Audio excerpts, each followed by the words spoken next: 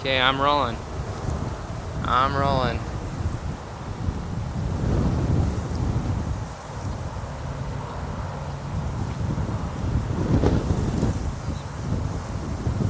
You're supposed to, you should be along, to the end of that barn. The end of the barn. Okay, here you come, here you come. You're speeding, you're speeding. It's okay, stop right now. You can go from there. Speed. Speed.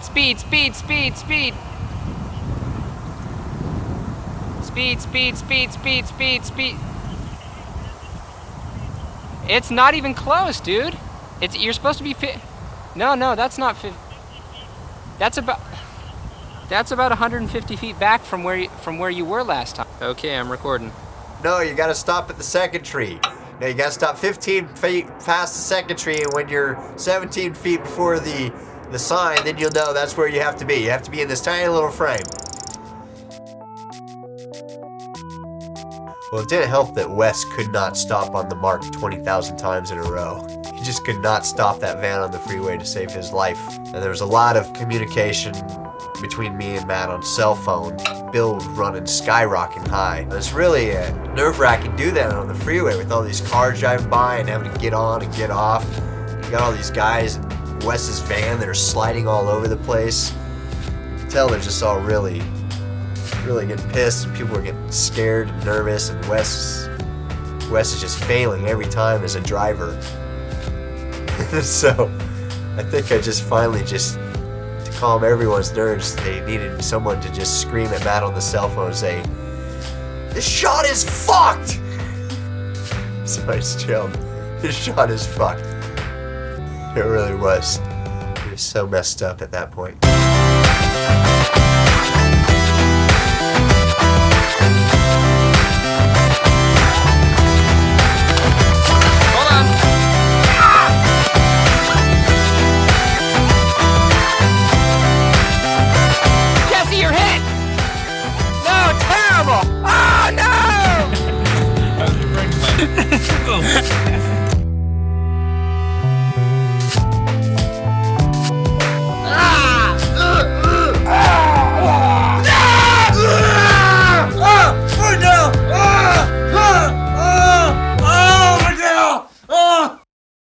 The Milk Can is a movie about my hometown, Fortuna. It sits on a river up in Northern California, up in the Redwoods, right across from another little town called Ferndale. Each year, the two towns play a football game for possession of a milk can, and it's a big deal in the towns. And my movie is about what happens when that old rivalry escalates into a full-scale war with cannon, platoons, catapults, and whatnot. Do a couple more of those. Will you ever make another movie, you think? No.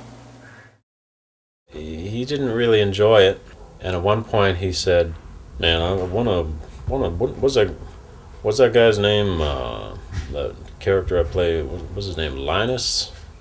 And I want to take a shotgun and blow his head off." And that's what he said about his own character. He hated doing the movie so much. You can tell with most actors on a movie that they keep their enthusiasm up because, you know, the whole reason they're in the movie is so they can get tape. You know, it's gonna be something they can show down the line. But Grady has no need for that. He's not an actor. He doesn't need tape. He, maybe he likes experience, but this experience was not doing it for him at all. I don't think they're gonna shoot ass because he's here. Yeah, that was sort of this uncanny phenomenon that occurred wherein as soon as somebody became associated with the movie, they immediately moved to some distant place. This began when I called Grady to tell him that we were going to start shooting the movie. It contained this role that was written expressly for him, and he said, "Oh, that's great, but I live in Georgia now." Logistically, probably was unwise to cast Grady because he was living in Georgia. It had to have been a nightmare for him to, spend 2 travel days to go do something he didn't want to do.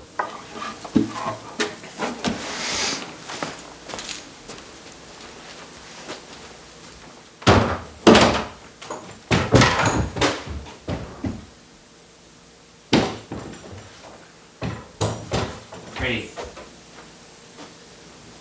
Huh? The landlady's in there. All right, that was excellent. It seemed like at any moment he could descend into violence against me. Right. I didn't expect him to have that bad of attitude. It was only a 1-day shoot or something, 1 or 2 day shoots. Yeah. Jeff Armentrout drove all the way up for it. So we had a semblance of a crew. And we had a lunch break. One sign I saw that he was, he had an aggression inside was one of our final shoots. We were at Wes's, and after a day of shooting, Wes put on his Nintendo, and he had the James Bond video game GoldenEye, where you get to shoot people point blank range if you want. Countless people, just blow them up. So we all played that, had a good round, playing teams. Then we all, it's time to go out on the trampoline and do something else. And Grady wanted to stay and just keep shooting. And the next day, on breaks from the film, he would go in and he'd just start shooting. And he even confessed to me, he's like, it's kind of morbid, but I just like to get up really close to them and just shoot them right in the face. And I knew that was some of the aggression coming out. Man, I'm thinking maybe this movie ain't gonna be any good. He'll just be sitting there doing the scene, and all of a sudden he'll just stare off into the distance and get this grin on his face, like this is the stupidest thing in the world. And then he'll begin to giggle to himself, almost maniacally.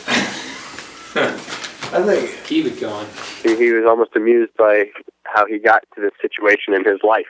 He's supposed to be in Georgia doing business conferences. What is that about? I know what it is. I can play guitar. Now he's supposed to be flying out to Eureka to do a scene where he sits on the couch. What are you doing? Wait, stop. What? What are you doing? He knew then he was at the point of no return, and there was nothing he could do about it. Like jobs I've taken for free, I took a job for free once where when I was in the middle of it and saw no light at the end of the tunnel, I'd wake up in the night and just start punching my pillow. I think that's where Grady was waking up punching his pillow a lot, because he knew there was no light at the end of the tunnel that he could see. Somewhere in the process, I came across this list of tips for low-budget filmmakers. Just these tips to help you not make something that's already very hard impossible. And not only had we violated every rule, but we had grossly violated the rules. But I would sort of like to think that we exercised some restraint by not including a train and by having no heavy makeup demands, partly due to the fact that our makeup girl only came 1 day. Larissa was valuable for that one scene she did makeup for, but I think she was most valuable for when Grady was really anti-milk can and she showed up just to watch a scene. It was the one thing that sparked Grady's interest was her presence. Grady was acting really strangely during that scene, and I thought maybe he was, like, Larissa being there was making him nervous. So I asked her to go home, and that was a mistake. I was really trying to get her around more. I wanted her to be near more scenes so Grady could have that. At least he could have that. He could be happy kind of pursuing her. She's from here. She's in Matt's class. Matt's been friends with her. Dated one of Matt's friends in high school. That Larissa's a knockout. It's like, really? So she in there now? She looks like she is. They didn't get together, no, because she had a guy and he was only up there for 1 day. I mean, what am I talking about? I'm just like playing, see. Okay, what? Larissa, the makeup girl, only came 1 day. You can tell that when Fitzy is outside Betsy Ficara's house, that all of a sudden he's wearing just this bright lipstick. He's made up for one scene. Makeup did add some legitimacy to the shoot when she showed up. Hey, so who ate the M&M's? Did you get to the bottom of that? But that legitimacy was really quickly ruined when she started telling Matt how she should be directing the scene. I think he needs to look around. How Fitzy would be acting around a girl. She apparently understood guy-girl relations better than Matt did. Is he supposed to act nervous? Ready? Yes, he's nervous. He doesn't seem very nervous. He stares at her. You don't make eye contact with someone when you're nervous. And it kind of undermined Matt's authority as director and made us all realize that, yeah, this is just a little movie that we're making. He needs to look down at the ground more. Thank you, makeup girl. She's right, though. I mean, you don't make eye contact when you're nervous. I could have used those kind of tips. Too bad she was only makeup girl for one day. The first thing we did, the very first thing of the shoot in Fortuna, the prep, was looking for a roadkill. That was we devoted days to that. Finding Grover, finding a few characters, and finding a raccoon. We did spend a long time looking for a raccoon. In retrospect, I think that probably that time would have been better spent doing anything. In a perfect world, the movie would have been shot in 20 days straight. Everyone goes up there, you're there for 20 days. But in this case, we'd go up there and we'd shoot a couple scenes. Somebody wouldn't be able to make it. Something would go wrong, and then we'd go up again a year later. Briefly narrate how Matt went through 3 girlfriends over the course of this. Is that true? That's not true. Yeah, sure. He started off. Well, that's not true. I personally never thought it would go 3 girlfriends. Oh my god, I know. Pilar was there for the script writing phase. She didn't play a biggest role as Robin. Robin played the biggest role. She made the jacket. She was doing a lot of the PA work. I remember the first time we were going to watch dailies, I had to rewind all the tapes. So we were watching in the living room, and I was rewinding the tapes in Matt's room. And I was rewinding the tape in the camera, and then she went in there because it was her bedroom where she was sleeping with Matt. She went in there, slammed the door because she was in a fight with Matt. Matt went in there. I was like, the tape's still in there. I need to get it, but the door stayed shut for hours and hours. So I forgot about that, and then the next morning we just taped over that tape.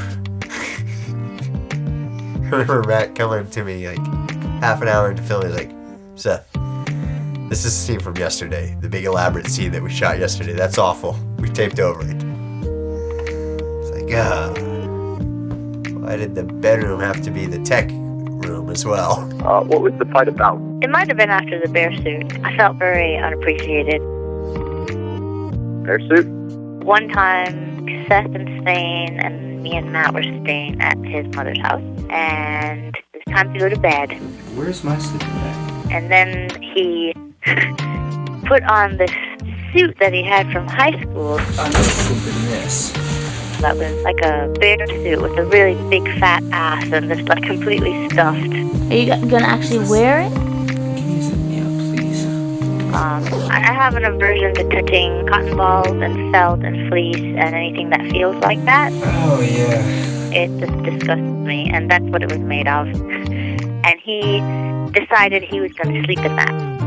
I thought it was very passive-aggressive. This relationship was not going to work, and Matt didn't love me. Did anyone get burnt out on the shoot? People just started getting really pissed off at Matt, I think, because there were so many reshoots, and every time he needed to reshoot, he had to fly Grady from Atlanta. He had to bring most of the cast up from LA. There were a few people already in Fortuna. It was a logistical nightmare. I got burnt out. Probably got burnt out most when I drove up 14 hours for one scene and then lost my key and got stuck there for 3 extra days. One burnout tale is Wes, who plays Fitzy.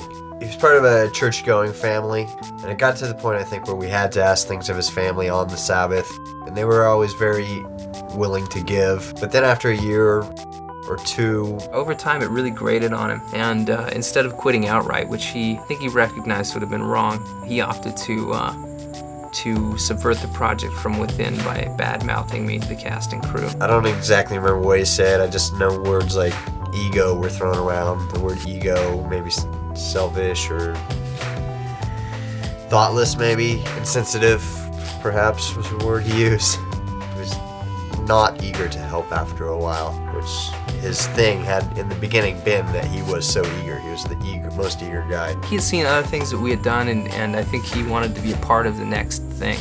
Not really understanding what a large project entails. He didn't realize that 2 years later he'd still be getting phone calls from me. As you can remember, he lobbied for the part. They said, well, you gotta cry for this role. I don't know if you're really capable of that. Matt was in the living room, said you need to be able to cry. Went in to get some bread and butter. And then when I came back, he had tears streaming down his face. Delivering lines very sincerely as well. It never broke character, even though it was absurd that he was standing there crying. That was his finest moment as an actor, before we'd even rolled any tape. When we actually did the movie, he could never do it again. You know, he tried a few different vegetables. I massage. He was able to go to that place to get the role. Okay, let me see you look up teary-eyed. This wind is just draining him out. When Matt was shooting the final scenes where Fitzy's character travels the world and the movie ends with him in Tibet. Matt's shooting these scenes in Fortuna in the in winter's snow and stuff, and I think he might have even stuck in some big old mountains in the back with the CGI. And Matt says, "Okay, that's great. Like, I want to shoot a longer shot." "No, I'm done, Matt." And Matt says, "What are you talking about?" "I gotta go. I'm gonna meet these girls up in Oregon. We're gonna party." But this is the last scene of the movie. This movie has taken 5 years to make.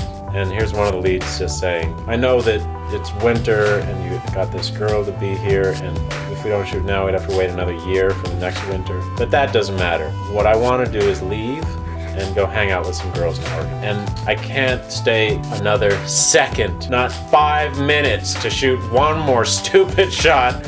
I have to go now." I said, "Wes, we need you for this shot." And basically, we've all been here working and having to put up with all this as well. And so, so our work, it doesn't go for naught. Can you just do this shot? He says, "Well, yeah, I see, yeah, but I can't. I'm in Pennsylvania now, and it's not practical." We ended up using a body double to finish Wes's scenes. We used Jesse, the assistant director.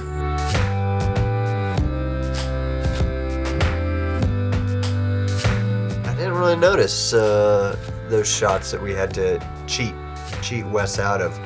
I noticed more of the shots where Wes was just supposed to be a bystander, where he just walked through the frame with a hat pulled down over his face. This is my first dramatic role, and I felt good going in. I felt really confident, and I didn't feel that way afterwards. Yeah, I have the same experience, actually. Yeah. Yeah? How would you describe his directing style? His directing style was sort of like drawing a box and saying, "No, you got to be in there. See, what I'm hearing from you right now is you're kind of out over there somewhere. You want to be in this box." The box is square. Yeah, very, very kind of rigid box. It was hard to watch. Yeah, I drove 12 hours to be in this shoot. It's hard to watch because you could tell Nate wasn't really in his element either. Nate was acting. Like I said, hey, he's acting. That's a problem. Huh? You never see that. Someone should do something about that. Huh? So Matt did do something about that. He just cut it out. Cut it out of the movie. I'm okay with that, I guess. Yeah. Did the trip feel like a waste having that scene ended up on the editing room floor?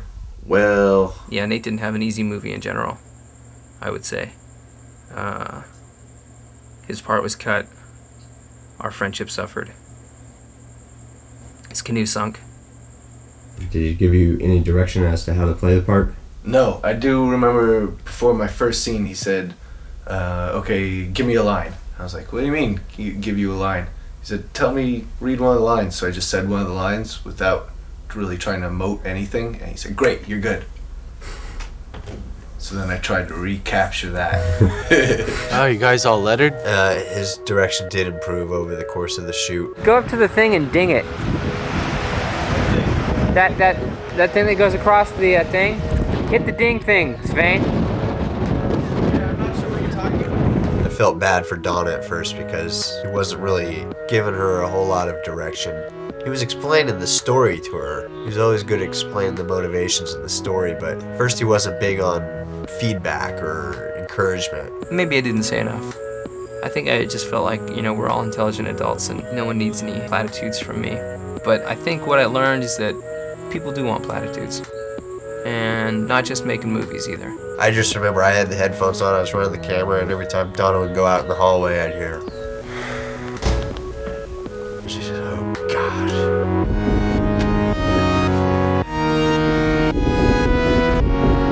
She actually quit acting sometime during the movie. She now works at a health spa. Most of my comments were, Bennett, can you get a little more behind Grady because we can tell that Moss is standing back there.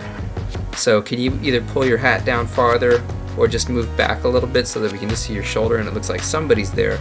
But I just don't want to see that it's Moss standing there. And Wes, can you put on some glasses or a wig that will obscure your face more? Because Fitzy is actually not supposed to be in this scene. And what it left were the main actors who were just sort of cast adrift. Which comes across.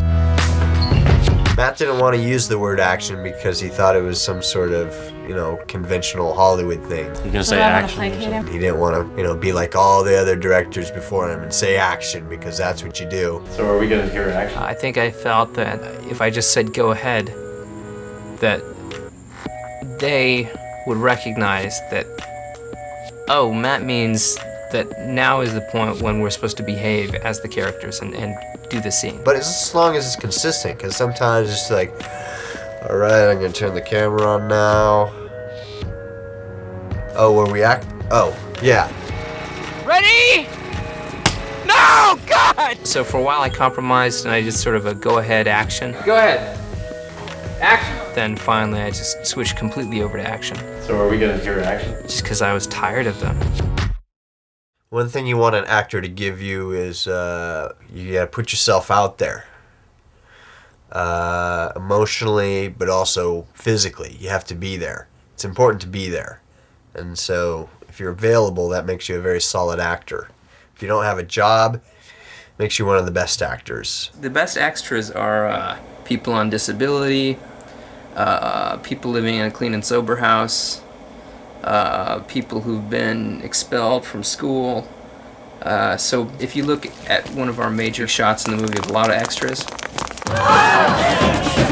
this is the guys who are available. After a while, you don't give a shit if a person can't deliver a line or not. You just want a body. A body becomes more important than an actual acting talent. I recommend getting people at the gas station. Matt went there once, and he came back to the school with a handful of extras. The bus stop, those are people who need rides. It's extraordinary how easy it is up there to just stop a passerby and say, hey, we need an extra for this scene.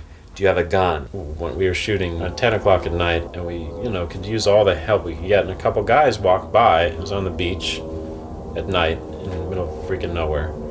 Hey, you want to be in the movie? And, and you happen to have some guns, because we need guys with guns, and here you are walking by with guns in your hand. Sometimes you will find them hitchhiking. You can say, okay, we're a couple guys short, let's just go, because we'll pick up some on the way. And you remember we picked up Matt Scar that way? He was the softball player who just left his shirt front unbuttoned. Maybe he never played softball. He doesn't know you have to button those things up. Assistant director, I think he found at a gas station. Jesse, he had a lot of reason to be eager about other things other than his job. Jesse, was he one of the guys that has a nickname? Lizard or Monkey? No. Jesse. He had the skateboard with the big off-road wheels that you went skating Oh, with. yeah, that dude. Who was that? Jesse. Who was that dude? Jesse. Oh, he became Matt's Wes. I remember this guy. Wes's replacement, Jesse, was great. He was like a fresh Wes. He's full of enthusiasm. And then when he spent a little time with Seth and Wes, just sometimes out of the blue he would say something like, so are you going to say action now? And I was like, wait a second. You just got here. The only way you could possibly know that is if you've been poisoned. The whole filming of this movie inspired Jesse to become a short filmmaker himself. Oh shit, what the fuck was that? Fucking Widowmaker. Yeah, I was pretty impressed by Jesse's short. Primarily I was impressed by the fact that he was able to get 5 extras together in one day and get them all to the location. He used some of the actors from the Milk Can to star in his short film. Mine. Oh, he's mine. Mine. Had him first. Oh, both mine. These two are both mine. Who's that dude? Not the guy with the beard. I don't even know who that guy is. Where'd he get that guy? That's an extra Jesse rounded up all by himself. I really felt that was an indication that Jesse is learning.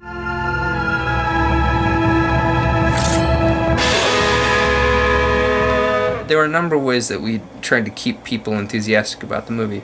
One of them was to put the camera harness on.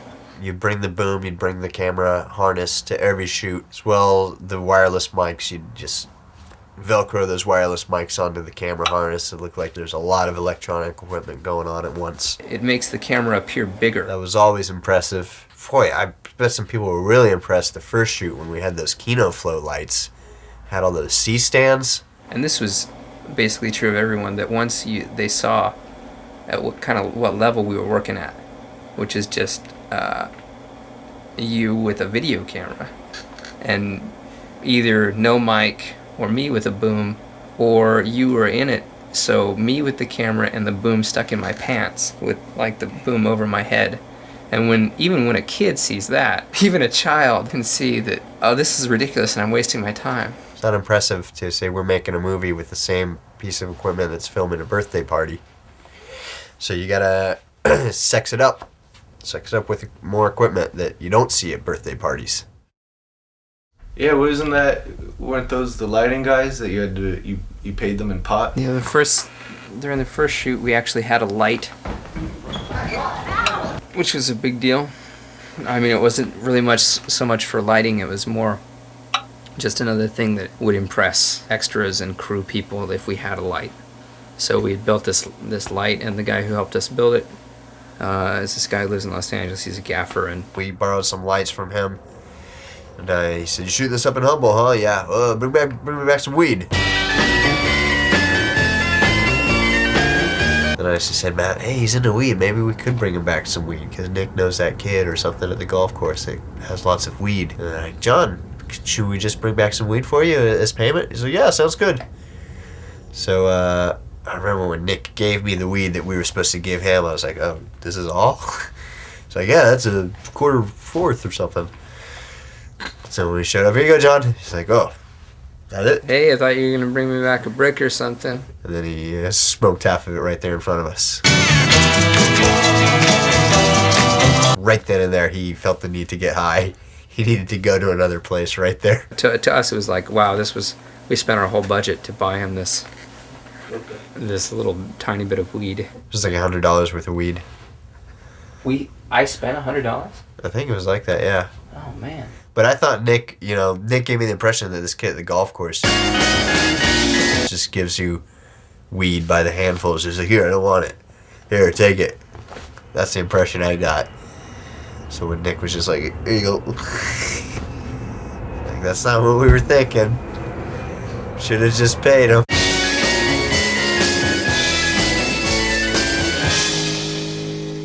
It's weird the things that you pay for and the things that you don't. For example, the trebuchet was free.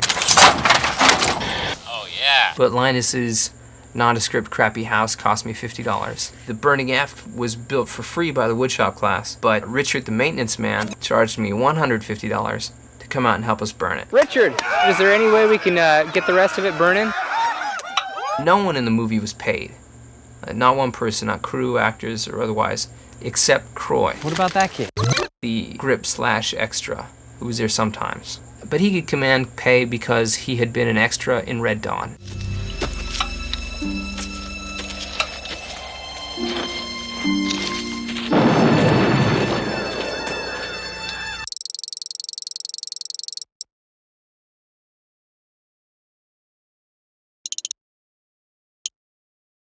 Letterman jackets were a comic device that Matt came up with where they're trying to keep the war secret, but they don't want to shoot each other, so they decide on a uniform. They decide Letterman jackets. It could be like, for example, like what I'm wearing right now, or what Jim's wearing.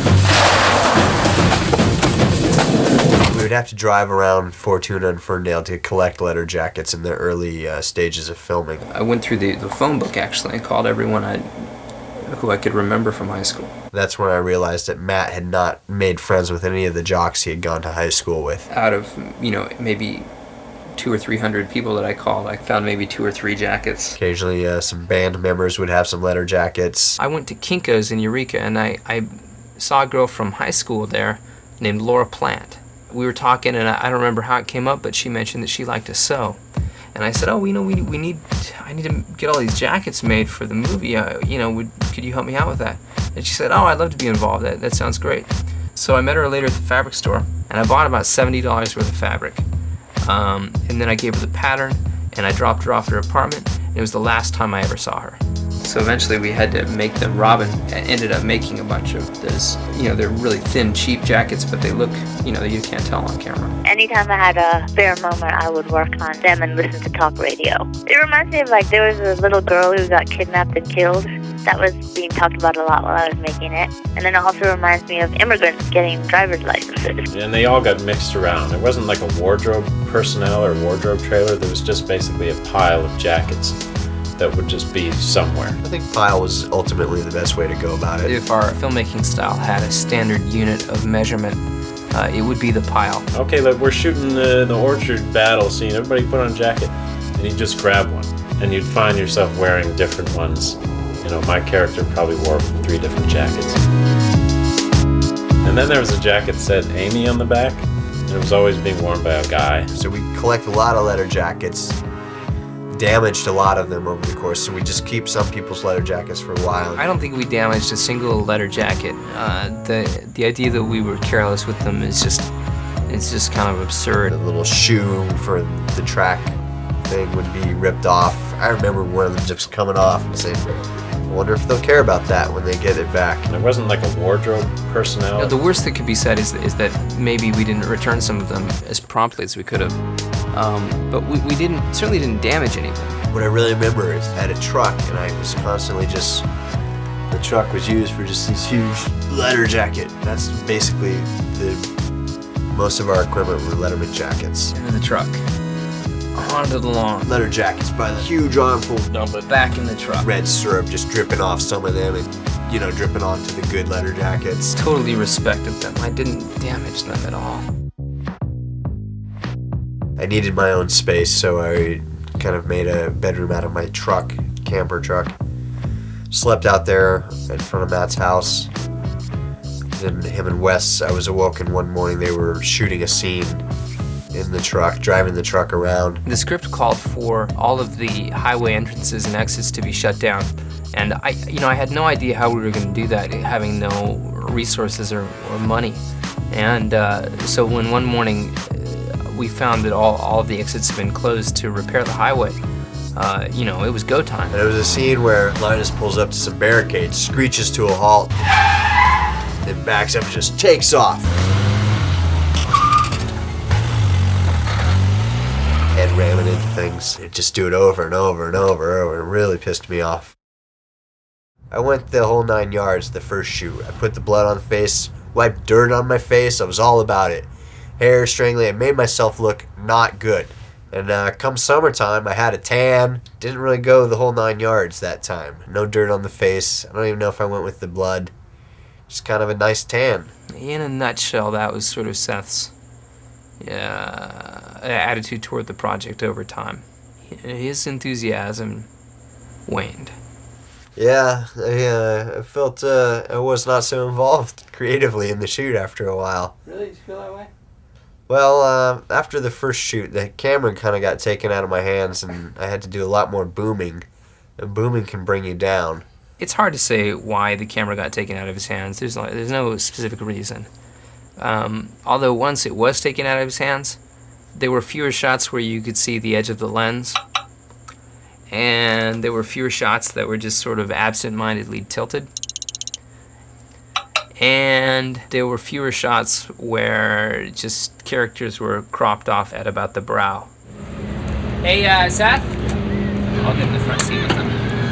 With the camera? Yeah. Okay. Alright, I'm free. You're gonna be hosing jury. Aren't you? Space won't cut out the hose. Oh, you have something going on? No. Is there a game on? No, I just kind of like I like just being apart from all the production.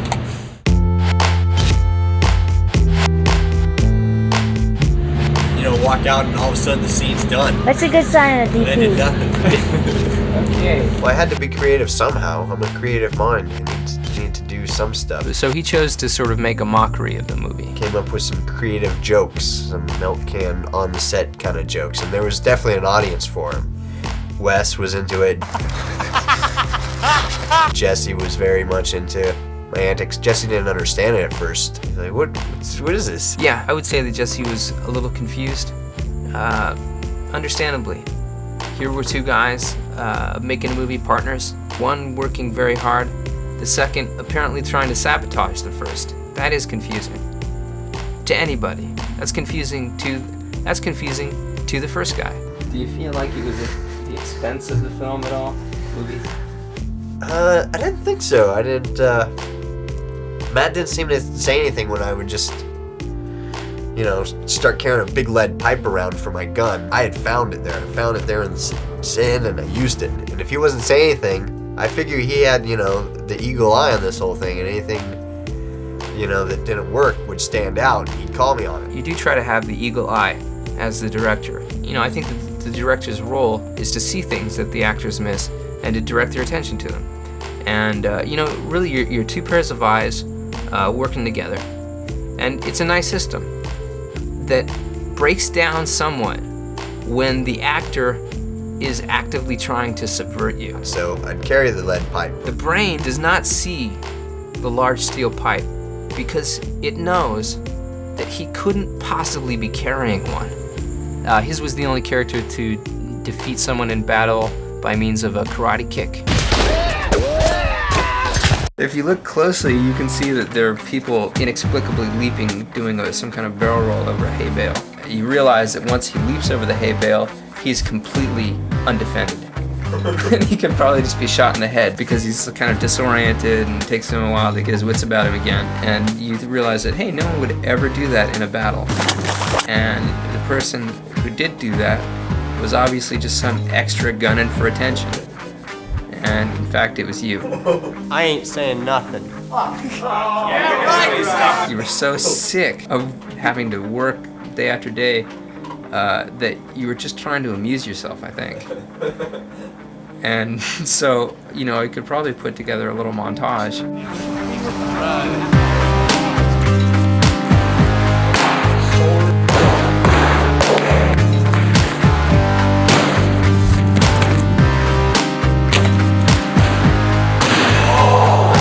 The problem is that when you see a producer goofing around, it's not long before everyone is goofing around.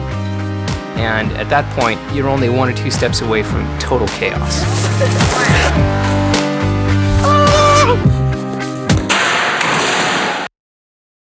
Acting in a low-budget movie is less about motivation and more about acting as if you're in a higher-budget movie. As if you're in a movie wherein the people you're supposed to be responding to are actually in the room with you. Quiet! Bob Wells, for example, had to do his scene where he stands up to the mob with no mob. Bang, bang, bang. Noise. Ah! They're quiet! And I think that it drove him right to the brink of sanity. Bang, bang, bang, bang, bang. Hey! Now! Wait a minute. I need some motivation in. Yeah. It's okay. It's just I'm so confused about the script anyway. So I think we all had a sense of, Bob doesn't deserve this. Who was this? Damn it. As the director, I really wanted to slip out, and, go home and call and find out later how everything went. Hey, what the hell is he doing there? Hell's he doing there? Not to mention being a physically challenging scene. Back off my bullshit, Dave. Ow. Ow. Yeah, now you come on. Get off me, Moss! Get off me! Get off me! Get off me, Moss! Get off me! Alright, that tussling's good. Let's do the tussling. I'm used to seeing Bennett do more comedic stuff. He was constantly doing comedy, whether the camera was rolling or not. See, the Green Berets would cut a chunk out of the brim of their hat, so when there was a shadow on a leaf, it would be leaf-shaped instead of hat-shaped. So the VC would come running and they'd say, "Oh, it's okay, leaf shape."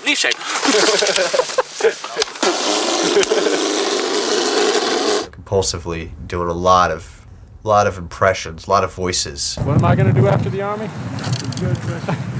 I tell you, me and my girl are going to set things up real nice, and I figure maybe get a house of some kind. He definitely sort of lit up whenever there was a nice bold movement to be made. And I remember at one point when morale was really low, when I just said, "Hey Bennett, to get Roydstein, you can leap over the table." Even though it's like, does he need to leap over the table? Probably not.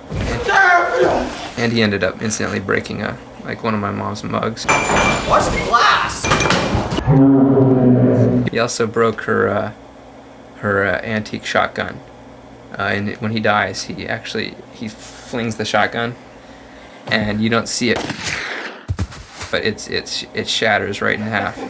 We can get a shot of it because I've got it in my closet because I brought it down from Fortuna because I can't let her ever see that. So this is, and it's been taped, but that's not gonna fool my mom. He loved to leap so much that he actually added some leaps that I didn't even notice at the time until I was editing later and realized, oh, that makes that shot unusable. They're behind us!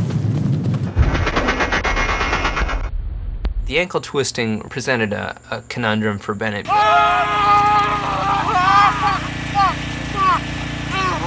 Someone jump it! Woohoo! I think he was really at an ethical crossroads. Should I continue to make a show of limping around with this piece of driftwood? Or should I, really indulge this impulse to run through the fiery boxes? Kick it! Somebody boot it! But I was like, there's no way that he's gonna nurse that ankle injury all night and limp through all of his scenes and then still run through the fire and kick in the fire. He wouldn't do that. He's not gonna. Ah!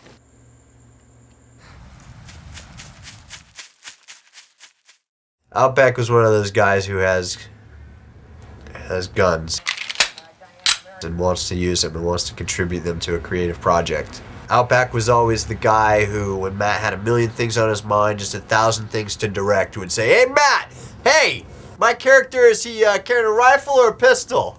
There was this time when we were doing a whole bunch of rowing around in boats for some river battle type stuff. Yeah. And a couple of Outback's friends, Lizard and Monkey, were there. The one feature that I remember about Lizard and Monkey that I found interesting was Outback knew Lizard's name, and he told it to me. I don't remember it now what his real name was. But the interesting thing was Monkey, on the other hand, Outback did not know his name, and neither did Lizard. Donna showed some concern about guns. She was constantly asking, "Are these loaders or someone that knows where?" And we'd say, "Oh yeah, Nick. I think Nick's our gun wrangler." Nick would get in there and do something for show to put Donna's mind at ease. But sometimes Nick wouldn't be there and Outback would be there training people. And when Donna saw that Outback was our new gun wrangler, it gave her pause. As much as he knew about guns and could talk about what they can do to people, it did not put her mind at ease at all. That's good, guys. We had run-ins with the authorities. 10 people with rifles is somewhat of an exaggeration. When we were shooting the scene where Grover accidentally gets shot,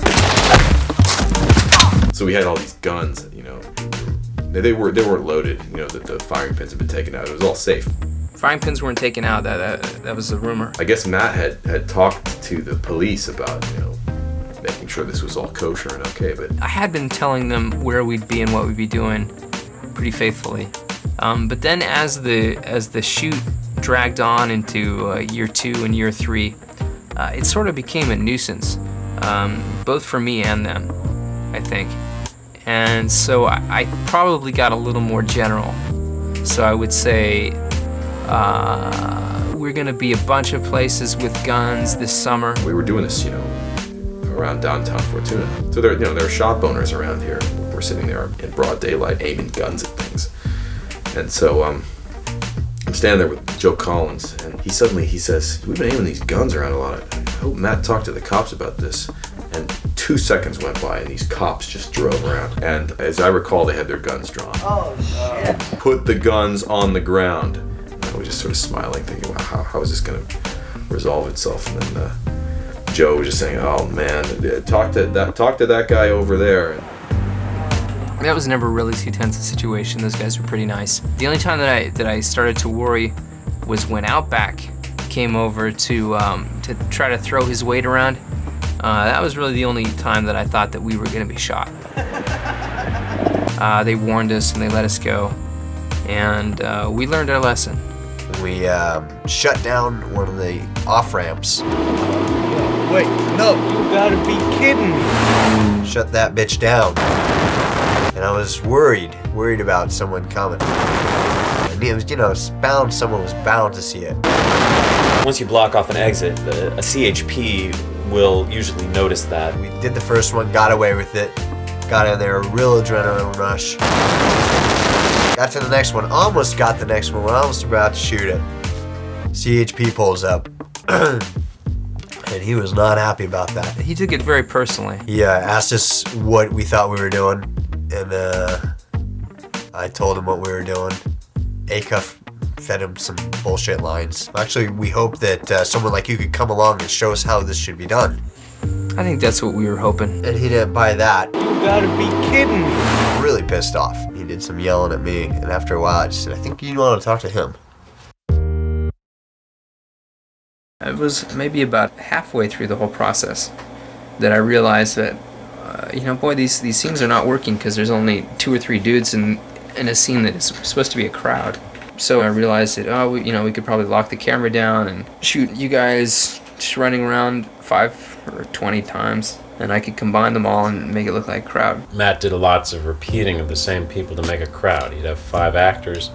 He'd have them stand over here. Okay, everybody switch hats, stand over here. Switch hats, stand over here. Switch hats, and bam, you got a whole crowd. Say we need 50 guys running up the levee.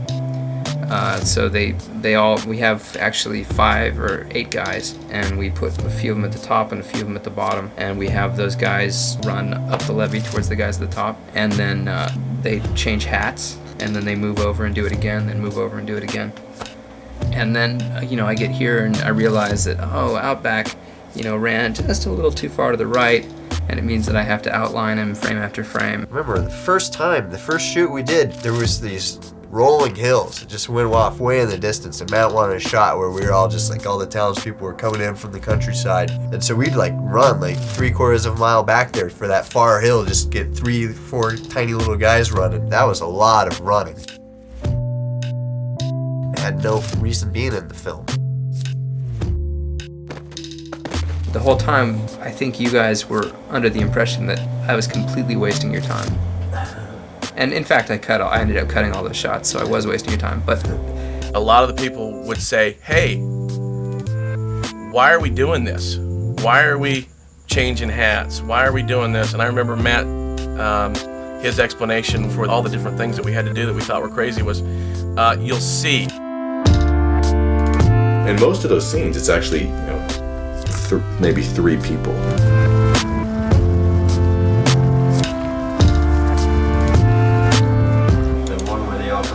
In the ocean? Yeah.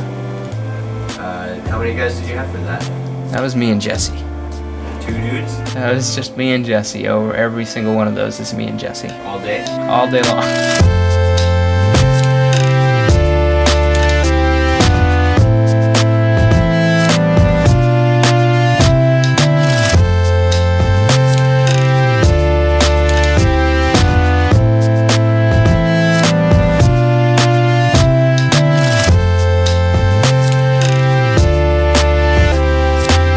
Probably spent, without exaggerating, a couple thousand hours putting all these optical effects together on the computer.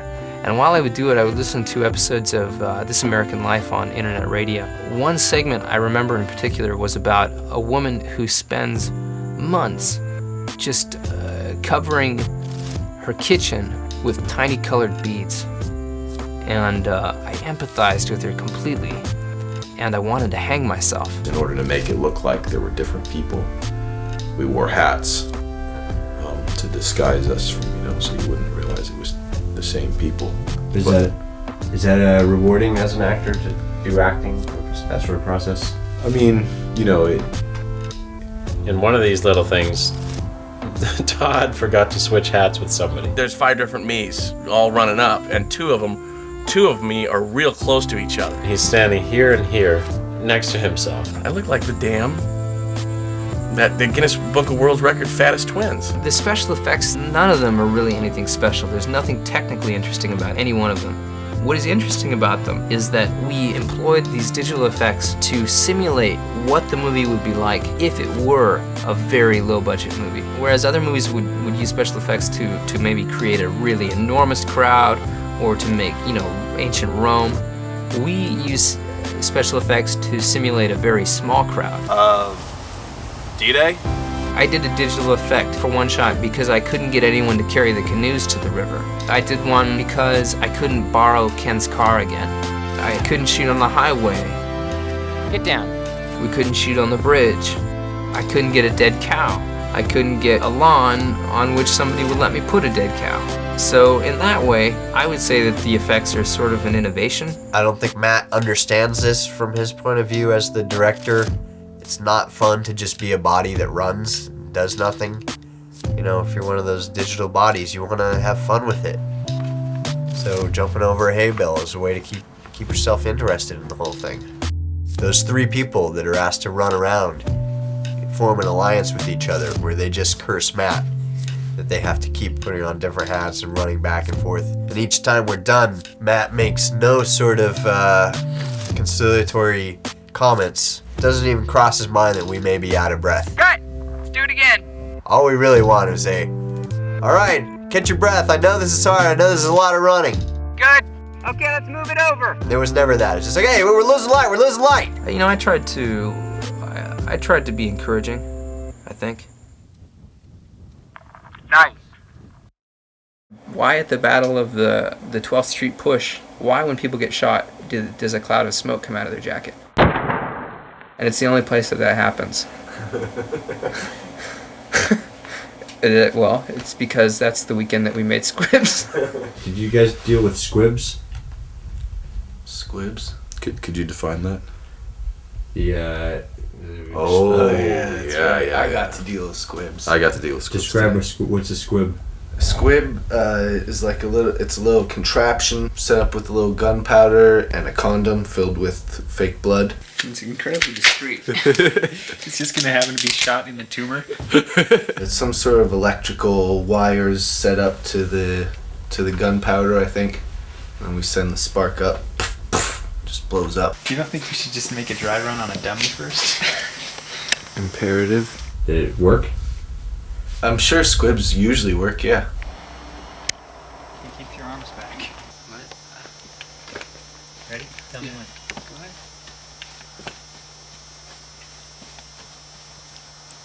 I have it on and nothing's happening. Oh.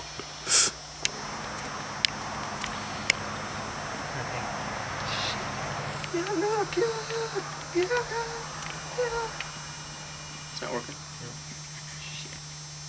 Is this thing dead? You think, Wes, it'll work? I hope so. I'm getting kind of sleepy. Yeah.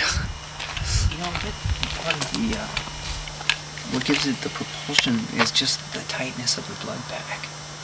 And it probably doesn't need as much black powder as I just put in there. Did you put a lot in there? Yeah. Oh, don't tell me, man. Don't tell me.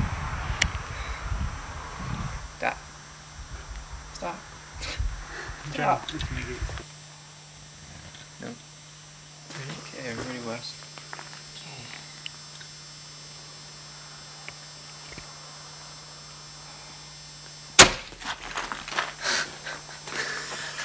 Are you dripping? It's oozing. It's oozing all over you, dude. I'd say that the squib was pretty good, except that there was too much smoke. It looked like an explosion occurred on you rather than a bullet went into you. It looked more like somebody shot the guy and he happened to be carrying a bag of flour. It goes off and it's like he's on fire. That was a little smoky. Like a real smoky fire. I remember getting that sense when I watched him, like thinking, that's pretty cool, but there's a bunch of smoke all over the place. Like the guy blew up. The squibs were pretty awful. That didn't stop the cast from being really excited about them. Yeah! Yeah, dude! That looks like one of those black powder guns shooting him, dude. Most of the time they wouldn't go off. Stop, cut! When they did go off, we burnt out back in the crotch. Hit him! It was a hard lesson to learn about the squibs and the danger of the fire inside them. I don't know if anything actually caught fire. That caught fire. I hope that. He burned his groin. I wouldn't call that catching fire. And I think it almost blew his testicles off or something, or was very close to his testicles. And he was concerned about that. Would he call it catching fire? You know, let's not squabble over whether or not his groin caught fire or not. The point is that we put him out. He's fine. It was really one time that we shot a bunch of battles that we prepared those squibs for. And then later when we shot battles, we just didn't bother.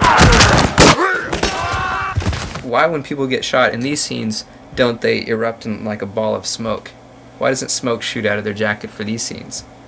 I don't know. Why did it ever?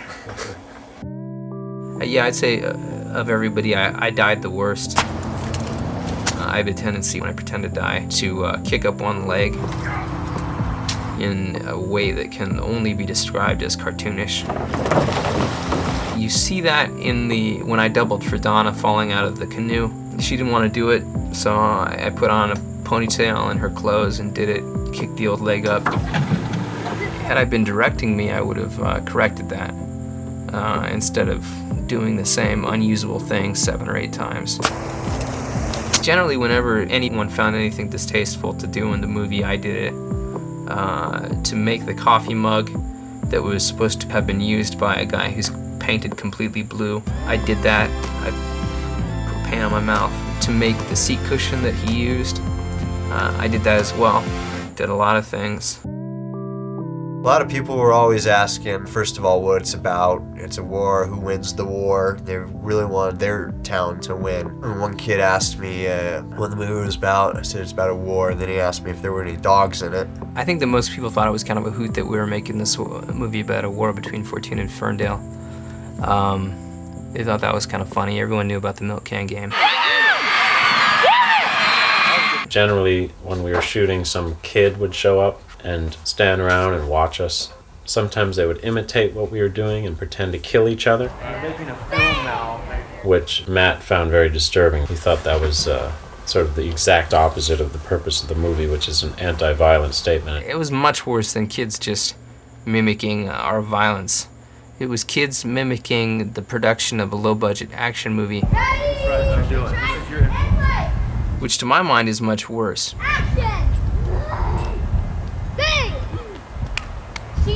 Making a low-budget action movie is what I'm really against. This was at a period when Wes was annoyed with Matt, Nate was annoyed with Matt, and I was a little annoyed with Matt. So this little kid that was constantly wanting to be in the film would always come to me to ask me what to do. Matt was meanwhile doing all the creative work up at the trench. So I'd keep sending him to Matt. I think, Matt's got a job for you. You might want to go check it out. He'd run off, and 5 minutes later I'd look up there and he'd just be sitting right next to Matt waiting to do something. Can't imagine what Matt was telling him. He must have been annoyed. When I turn around, that means I'm about to. When I turn around, I volunteered to ask to be the dude that got blown up, and we brought in the explosions expert, and he puts them down. He puts 2 piles right next to each other, about 3 feet apart, and he says, "Do not run within 3 feet of these." And how close can they get to it? And then Matt comes over. He's like, "Did you talk to the expert guy?" He's like, "Yeah, don't run within 3 feet. I ran down what I'm not supposed to do." He goes, "Okay, good, great, perfect. Run right in between those 2 piles."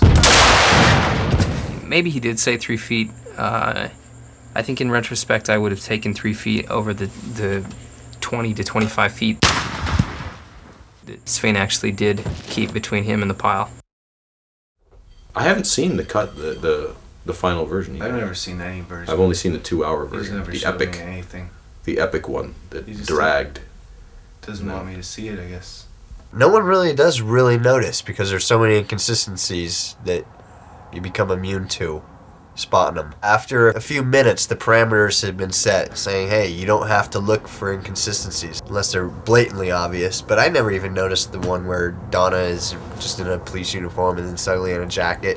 Yeah. Or Bennett wearing a tan leather vest in the boat. Then when he gets on shore, vinyl green jacket on backwards. That's weird because the green jacket. You would never wear a green jacket on backwards. What I didn't understand was when there's that standoff on the highway, you know, people pointing guns at each other for maybe the first time in their lives, and Nick standing there with his gun and a weed hanging out of his mouth. Very cavalier attitude about what's going down. What stake did the child have sitting at the city council meeting? I don't have an answer to that, and I'm the director. Didn't really notice it. You notice, like, when people are acting. That's the sort of stuff that stands out the most. When you're like, oh, I can tell they're acting. They're acting. When I saw myself, I was like, he's acting. He's acting. While we were working on the whole thing, I was sort of racked with guilt. Just felt this enormous obligation to finish the thing just because I wanted to justify to them that that was all worthwhile and they weren't just wasting their time. Given that I wanted to do that, I felt really bad about cutting out some of those scenes. Right. But you did. Yeah. Well, I think it had to do with the way that we made the movie, which was, you know, a lot of the times we were just sort of making it up as we went along, and what that results in is a lot of scenes that you end up not needing. I hate my tape! We're just making it up as we go along. You know, we do things like at the Burning F when I said to Alec, Wes's brother, you know, hey, since we've got this burning thing, why don't you strip naked and then run around it? And, you know, because I can use that. Could you, now he's gonna streak around it naked, so, what? Could we throw a little more fuel on there? Naked? Not Matt. It's in his fire underwear. His fire boxers. Okay. Alec, I say go for it. I say take it all off. No, I think the fire boxers are good. Look, people here he doesn't know.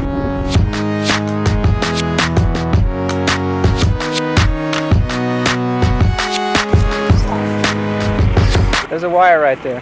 I missed the cannon scene because it took so long to do. Went out there into the poison ivy infested forest to move that 5,000-pound cannon that didn't even make it into the film.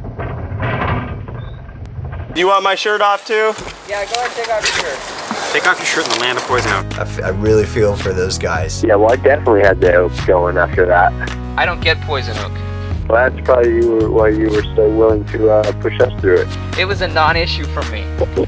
Yeah. Unfortunately, Wes had a church buddy of his that showed up, and that was the only scene he was in, was the cannon scene.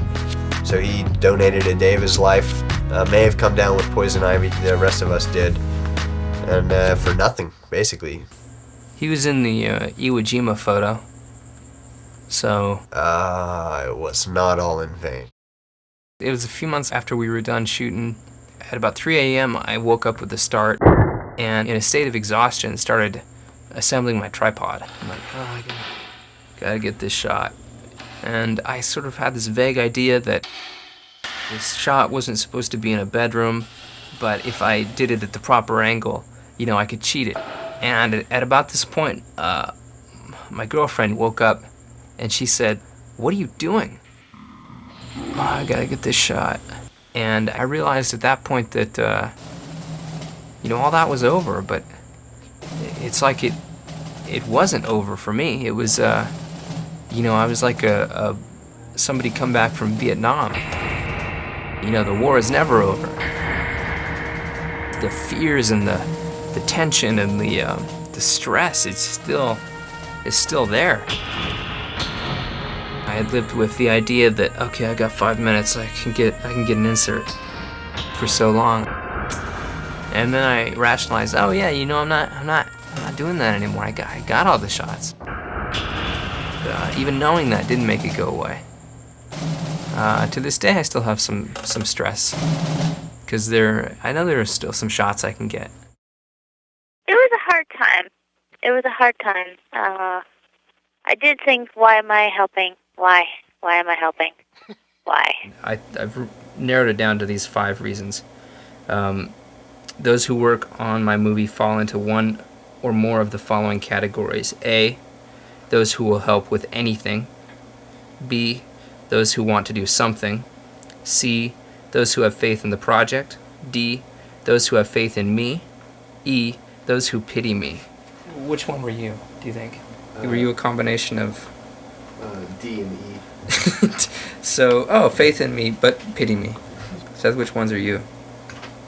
C and B. Those who want to do something, yeah. and those who have faith in the project. Oh, that's nice. I think you did have faith in the project. I remember there was a time when you were encouraging. I would say I fell into C and D. Oh, that's nice. And then towards the end, I don't know, just kidding. I'd say B and D. Probably D. Oh, thanks. That's it? You don't think you're A? Those who want to do something? I think I'm more supposed to want to do anything. No, yeah, I agree with that. Okay. So you're B and D. Those who have faith in you? Those who will help with anything. And D, those who have faith in me. Oh, that's nice. Should there be... No, you're putting words in my mouth. I thought you said B. I said B. Wait, you said B? Yeah. Really? So you don't have any... You don't want...